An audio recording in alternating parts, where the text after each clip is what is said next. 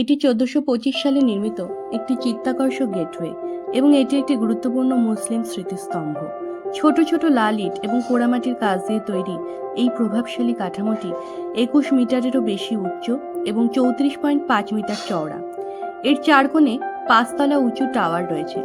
একবার দুর্গের প্রধান প্রবেশদ্বার হয়ে গেলে এটি চারপাশের বাঁধ দিয়ে খোলে। দুর্গের দক্ষিণ পূর্ব কোণে একটি 20 মিটার উঁচু প্রাচীর একটি পুরনো প্রাসাদের ধ্বংসাবশেষকে ঘিরে রেখেছে। অতীতে এখান থেকে কামান ছোড়া হতো, তাই গেটটি সালামি দরজা নামেও পরিচিতি লাভ করে। তোরণটির অলঙ্করণে প্রাচুর্য নেই। সমকালীন অন্যান্য ইমারতের মতোই এখানে সম্পূর্ণ অলঙ্করণটাই পোড়ামাটির ফলক বা টেরাকোটা ভিত্তি। ভিত্তি বরাবর রয়েছে ছাঁচে ঢালা অলঙ্করণের শাড়ি, আর পার্শ্ব বুরুজগুলোকে ঘিরে রয়েছে নিচু জাতীয় নকশা। এটি মালদার রামকেলি গ্রামে অবস্থিত। মালদা থেকে পায়ে হেঁটে 15 থেকে 20 মিনিটের মতন লাগার কথা। মালদার পিয়াসবাড়ি বাস স্ট্যান্ড থেকে মহাদীপুরের গন্তব্যের যে বাস পাওয়া যায় তার মাধ্যমে এখানে পৌঁছানো যায়। দাখিল দরওয়াজা অর্থ প্রবেশদ্বার।